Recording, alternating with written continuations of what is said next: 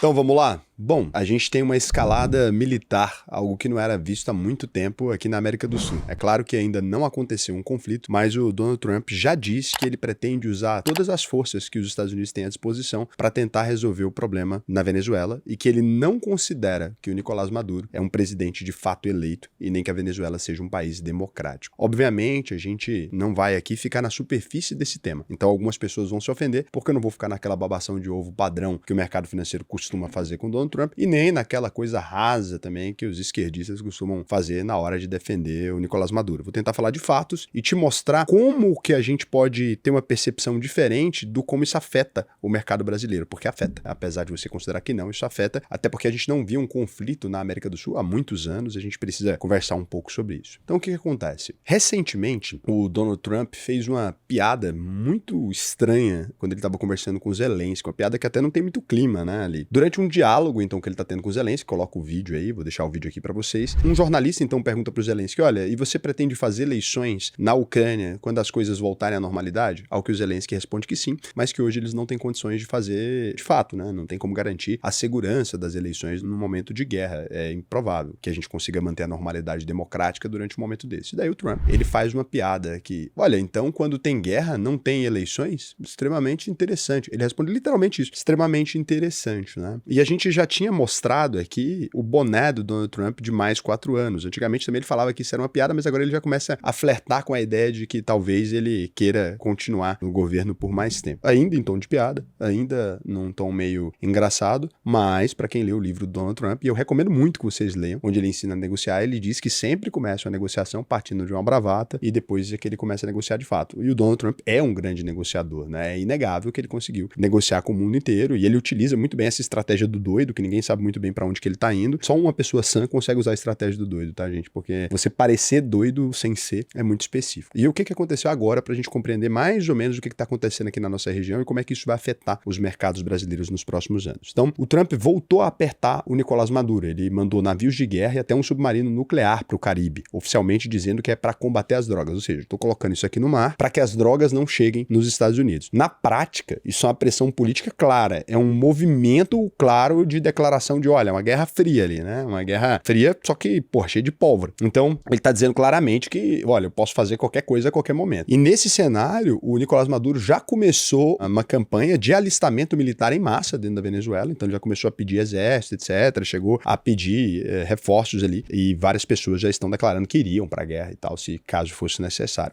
Olha o ponto que a gente tá discutindo de uma situação de guerra dentro da América Latina, discutindo um movimento militar dentro da América Latina, mesmo que não seja uma guerra de fato, a gente tem um movimento militar. E aí, o Donald Trump também, ele dobrou a recompensa pela cabeça do Maduro, colocando 50 milhões de dólares, pra vocês terem uma ideia, gente, é muito mais do que os Estados Unidos ofereceu naquela época pelo Osama Bin Laden, e chamou o governo venezuelano de cartel de narcoterrorismo. Caracas reagiu falando que isso é uma ameaça absurda, botou aí 4,5 milhões de milicianos em alerta e 15 mil soldados na fronteira com a Colômbia. Ou seja, não tem invasão, não aconteceu nada até o presente momento, né? Mas a gente tem uma escalada militar aqui. E algumas pessoas podem pensar, nossa, mas será que isso é tão preocupante assim para o Brasil? O que isso significa para o Brasil? A gente precisa sempre se lembrar que o Brasil, além de ser uma nação soberana, né, para todos os efeitos, a maior potência da América do Sul, independente da gente achar isso bom ou não, são números reais. A gente é a maior economia, o maior poderio militar, a gente é uma potência dentro aqui do sul global. A gente pode ser considerado assim. Não tem como o Brasil ele ficar neutro numa situação dessa.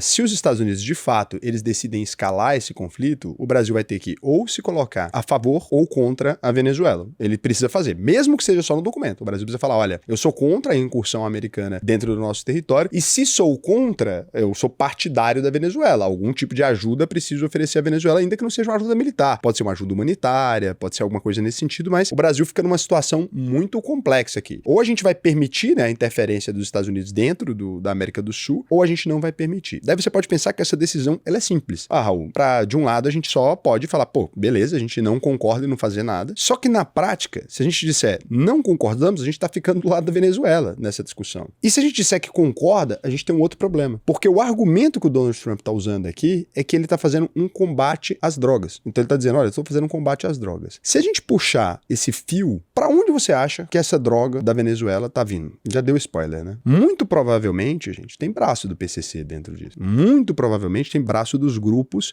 né, terroristas aqui, considerados pelos Estados Unidos como terroristas aqui do Brasil. É óbvio que tem. É óbvio que tem. E eu não acredito que o Trump não saiba disso. Eu acredito que ele sabe diretamente. O que ele tá arrumando, então? Se a gente concorda, é um subterfúgio perfeito para que ele declare uma intervenção dentro do Brasil também. Se a gente concorda que realmente esses grupos são complicados e a gente se posiciona aqui, a gente está dizendo também que dentro do Brasil precisa disso. É claro, o Brasil agora, graças a essa operação mais recente da Receita Federal, a gente mostra um esforço para desarticular o crime. Então o que o Brasil poderia dizer, né? Olha, não, a gente inclusive não concorda com o PCC, estamos tentando resolver nossos problemas internos, não é que a gente negligencia isso e tal, só que o Brasil ele não considera que esses grupos são terroristas, porque o foco desses grupos, no geral, não é destruir o país efetivamente, né? O foco desse grupo é comercial, apesar deles terem armas e etc, o Brasil considera que eles têm um foco comercial. Eu acho que isso já saiu de controle há muito tempo. Sinceramente, hoje em dia a gente tem até medo de falar do PCC e tal, do Comando Vermelho. Eu mesmo tenho. Tive que comentar ontem um assunto, pô, cheio de dedo, porque você não sabe o que podem fazer com você. O Brasil não consegue garantir segurança para os cidadãos brasileiros que criticam o PCC. A gente viu uma pessoa ser morta dentro do principal aeroporto do país, a tiros. Então, não sei se está numa situação onde a gente possa dizer que o Brasil está livre mesmo, né? Ou que isso não seja extremamente perigoso de ser discutido. Então, quando a gente fala dessas possibilidades, é óbvio, né, que os mercados do mundo, eles começam a enxergar isso olhando assim e falar, cara,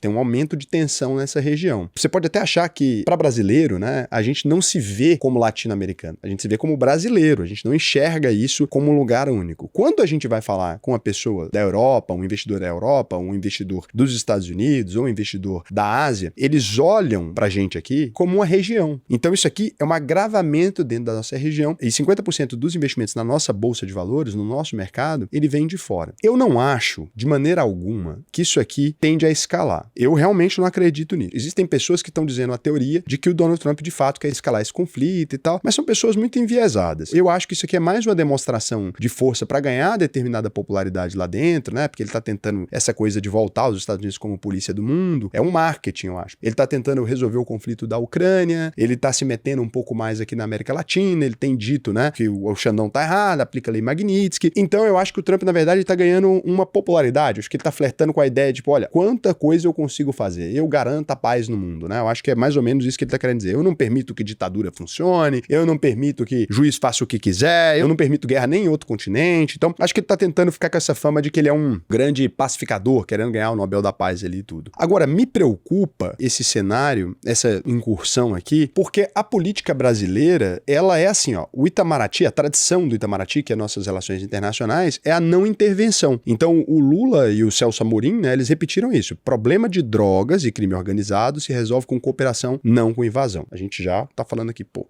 estamos com a Venezuela. E o detalhe é que o Brasil já está num atrito muito grande por causa do tarifaço de 50% contra produtos brasileiros, a questão do BRICS, né, que a gente ficou muito. Eu acho que se a gente apoiar demais o Maduro, eu acho que a gente pode acabar virando um lugar onde o Trump quer dar uma pancada na cabeça para que a gente sirva de exemplo. Porque, assim, é muito difícil ele ir lá e arrumar uma confusão com a Rússia, porque a Rússia tem armas nucleares, etc. É muito difícil ele arrumar uma confusão com a China, porque seria uma guerra comercial entre as duas maiores potências. É muito difícil ele arrumar um conflito agora com a Índia, porque, poxa, a Índia tá ali numa situação que vai receber as fábricas americanas e tal. Agora, sinceramente, né, o quão difícil é ele arrumar um problema aqui na América do Sul que eles mesmos consideram que é um quintal. Ele já falou que é um quintal dos Estados Unidos. A gente é basicamente o kindergarten, né? Eu acho que o Itamaraty tá tentando ser equilibrado, como sempre, sem defender explicitamente o Maduro, que é da nossa tradição direta, mas eu acho que o Donald Trump tá querendo um alinhamento. Ele tá buscando que o Brasil se alinhe com os Estados Unidos, né? Ele tá colocando a gente numa situação de, vocês vão ter que se alinhar com a gente, ou a gente é inimigo. É basicamente isso. Eles não estão permitindo que a gente faça o que a nossa diplomacia sempre fez, que é nem pra você nem pra mim, né? A gente sempre fica assim, a gente não vai decidir. Então o Brasil sempre ficou nesse lugar e o Trump parece que tá querendo, de todas as maneiras, colocar o Brasil para obrigatoriamente ou apoiar os Estados Unidos ou dizer explicitamente que não apoia e sofrer as consequências disso. Eu acho que isso é bom pro Trump, mas é muito perigoso pra gente. Isso coloca em risco a nossa segurança, cria um risco regional. A gente tem uma fronteira com a Venezuela, se começa uma guerra lá, eles vão imigrar em massa pra cá. Não tem como, né? A gente vai ter uma zona de refugiados refugiado muito maior do que já teve, porque a Venezuela tem sofrido há muitos anos. O estado de Roraima e Amazonas não tem estrutura para absorver esse tipo de choque, né? O exército tá em alerta ali, monitorando as fronteiras, mas a gente sabe que, obviamente, para onde que essas pessoas vão vir? É basicamente a versão síria latino-americana. A gente enfrentaria aqui não um cenário difícil para nossa economia, não um cenário difícil para a bolsa de valores, para nós que somos investidores. A gente enfrentaria um cenário super complicado, porque imagina colocar um monte de refugiado no Brasil, a gente já é um país com alta taxa de violência, a gente já é um país super complicado com as nossas questões internas, a gente passaria a ter uma desestabilização completa que serviria novamente como polarização. A gente já está indo para uma eleição extremamente polarizada, uma parte da população acredita uma coisa, outra parte em outra, e a gente passaria até agora um problema que a gente nunca teve aqui tão profundamente, só na pandemia, né? Que é, poxa, se é a favor ou contra os imigrantes. Olha que loucura. É um problema que a gente não precisa, né? Então, o que tem me preocupado é que a gente está rumando para um caldo muito grosso, com problemas demais em diferentes estruturas, com economia fragilizada, porque a gente tem uma economia mais fragilizada. A gente não tem uma economia igual à Europa ali, que a gente conseguiria reagir a isso da mesma forma, né? A gente não tem exército para reagir a isso, para cobrir nossas fronteiras. A gente tem uma questão humanitária que a gente teria que receber essas pessoas, né? O Brasil é o lugar para onde elas vão emigrar, não tem como um venezuelano imaginar outro lugar, até por proximidade de fronteira e etc. E isso aqui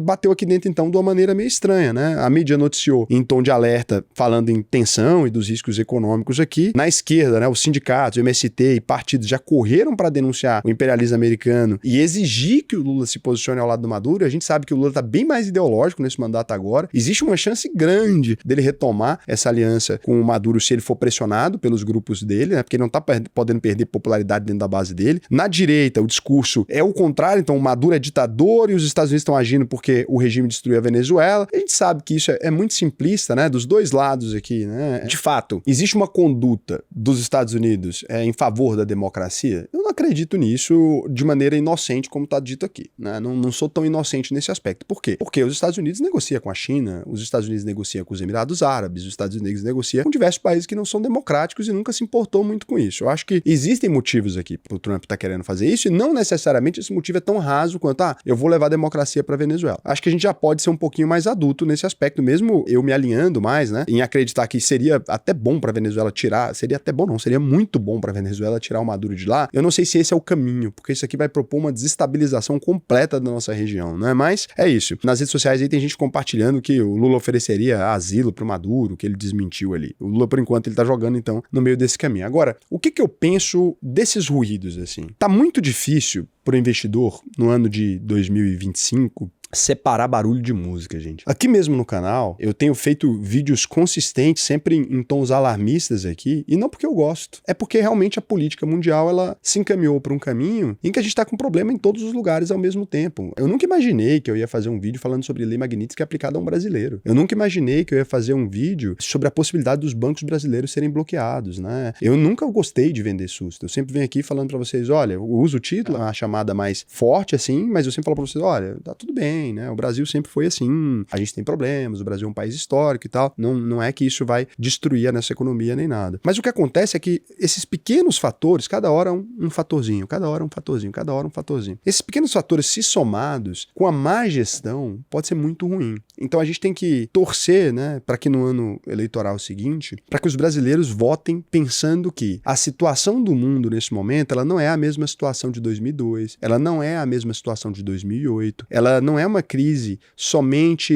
econômica, ela não é uma crise somente política, ela é uma crise em todos os fatores. O Brasil precisa encontrar um caminho um pouco mais equilibrado do que o que a gente está adotando no momento. O Brasil precisa ter uma postura rígida com as coisas, levar esses problemas a sério, endereçar essas questões, porque está muito próximo da gente perder o controle delas. Eu estou falando com toda a sinceridade do mundo. Se a gente estoura um conflito aqui agora, começa a receber refugiado, a gente está com economia que está em déficit, a gente está se encaminhando, né, para um problema com tarifa de lá, vai dar problema também. A gente tem um atrito entre Estados Unidos e China que tende a se agravar, deixando o momento econômico mais complicado. Não está numa janela janela de crescimento. A gente não se industrializou, a chance de se industrializar agora ficou muito mais difícil, né? A gente está sem capital, assim, sem crédito para fazer isso. A gente está se encaminhando em 25 anos para um país que vai ter uma população de idosos maior. E parece que esses problemas, eles estão sendo menos discutidos dentro do nosso parlamento do que alguns problemas de segunda ordem. Eu não quero aqui classificar o que é importante e o que não é para cada um, mas observando a agenda dos nossos deputados, eu acho que a gente deveria estar discutindo uma forma melhor da gente blindar a nossa economia, uma forma melhor da gente refazer as nossas cadeias produtivas, porque o mundo está entrando num cenário complicado, né? A gente precisa ter um preparo para que o Brasil não fique nem refém da China e nem refém dos Estados Unidos. Não é bom a relação que a gente é totalmente dependente dos Estados Unidos, concordo, mas não é bom trocar a dependência dos Estados Unidos por uma dependência da China, né? Por mais pessoas vindo aqui fazendo coisas básicas. Eu fico preocupado com isso. Ontem estava tendo aqui à tarde uma reunião, veio um pessoal da Coreia do Sul aqui visitar a nossa empresa, eles estavam contando que a empresa que vai fazer o processo de limpeza do lixo para transformar em energia aqui na cidade de Goiânia é uma empresa da Coreia do Sul. Não tem problema. Eu acho que o multilateralismo é muito bom, a gente tem que ter empresas de tudo quanto é países, mas no momento em que a gente vê o cerco se fechando, vocês sabem que eu sempre fui liberal, mas os países não estão aplicando liberalismo nesse momento, né? Os Estados Unidos não está se tornando mais liberal, a China não está se tornando mais liberal, a Europa não está se tornando mais liberal. Tá todo mundo,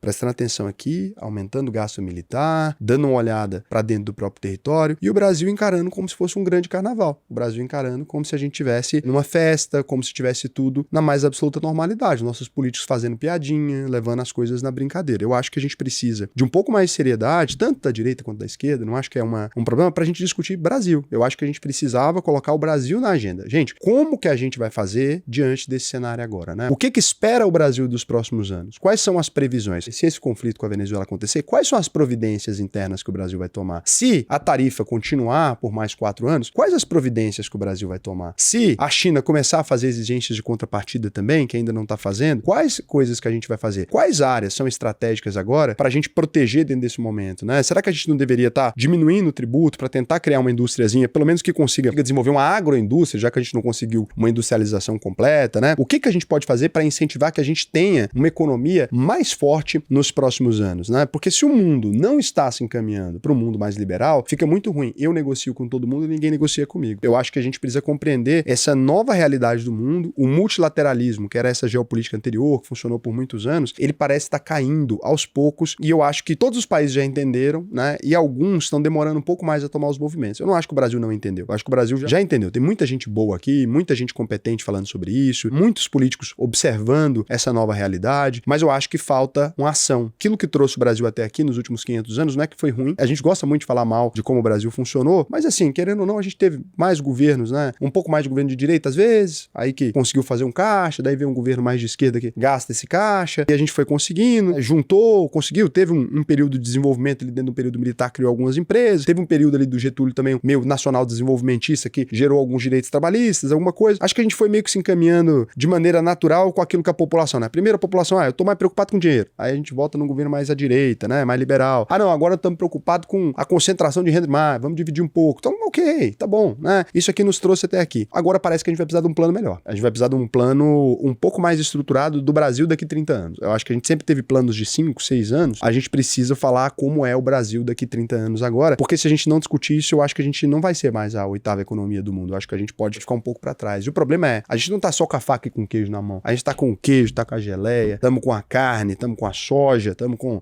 tudo. Somos líderes em desenvolvimento de pessoas na área de tecnologia. A IA empatou o jogo em várias áreas, né? Você tem uma vantagem, a gente tem uma matriz energética renovável. Cara, por que a gente não pensa num planejamento central do Brasil aqui? Por que a gente não abre mais a nossa economia para que as pessoas que estão aqui dentro consigam empreender, consigam se desenvolver? Por que a gente não consegue se livrar um pouco do capitalismo de compadrio, né? Esse negócio que eu preciso subornar um político, etc. Vocês precisam enxergar que até para vocês roubarem, precisa ter alguma coisa aqui dentro. A gente pode aumentar o tamanho do bolo pra vocês roubar a gente melhor. Então, assim, pensa que você tá roubando agora, você pode estar roubando 10 vezes mais daqui a 5 anos. Olha que maravilha. Você fazer um desvio de verba maior, uma coisa mais organizada, né? Pagar a festa de 15 anos da filha, pagar o casamento luxuoso, comprar um iate mais gostoso, um negócio mais bacana. Vamos pensar no Brasil um pouco, depois você consegue tirar o atraso, depois você ganha uma licitação roubada, depois você faz um negócio errado. Se a gente pensar agora, você consegue aumentar o tamanho do bolo, até pra corrupção é bom. E talvez essa linguagem funcione melhor com os bandidos que nos regem, né? Pensa no roubo de amanhã. Em vez vez de matar a galinha dos ovos de ouro, vamos reproduzir ela um pouquinho, né? Tá na hora da gente reproduzir ela um pouco, da gente se organizar com relação a isso, porque senão eu acho que as coisas não vão funcionar muito bem pra gente. Eu tenho tentado, por exemplo, moderar um pouco mais o meu discurso, né? Antes eu falava, o Estado tudo ruim, etc. Eu tenho tentado moderar aqui pra ver se a gente consegue encontrar um elo de comunicação. Acho que a gente tem que tender pra uma comunicação. Eu acho que não adianta a gente ficar um lado falando que o outro tá errado e não sendo propositivo naquilo que a gente consegue concordar e fazer juntos. Eu acho que a gente gosta do Brasil, a gente fala português, pretendemos continuar falando. Eu acho que a gente acredita nos nossos modos de vida. O Brasil é um país que tem o cristianismo como base, a gente acredita, né? Jesus Cristo, bonitinho, Natal,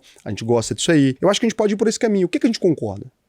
Vamos ver no que a gente concorda. E não fica pensando só em eleição, não. Vamos pensar num projeto mais de longo prazo. Votem em pessoas que tenham um projeto nacional. Um projeto nacional ruim é melhor do que nenhum projeto. Eu tô falando sério. Eu tô bem preocupado com esse ponto. Acho que a nossa economia tá voando. Era pra tá pior. Tá voando perto do que, ver o Ibovespa subindo nessa alegria. 25%, 27% em dólar. No momento dessa dificuldade, mostra a resiliência da nossa economia. Os empresários têm feito a parte deles. O trabalhador tem feito a parte deles. Agora a classe política, infelizmente, tem faltado com a gente. Bom, se você quiser aprender a investir diante desse cenário, seja na China, seja aqui no Brasil, né? Preparar uma previdência, um planejamento sucessório, independente do cenário econômico, toda economia em declínio ou em ascensão, ela gera vencedores e perdedores. É possível se sentar na mesa dos ganhadores. O mercado tá bem, dá para investir lá nos Estados Unidos, dá para investir aqui no Brasil, dá para investir nas empresas mais resilientes da Europa, tudo pela mesma plataforma. Se você quiser aprender a fazer isso, eu vou te convidar, entra aí alvp.com.br, faça a sua análise de perfil. A gente está com vários sistemas muito legais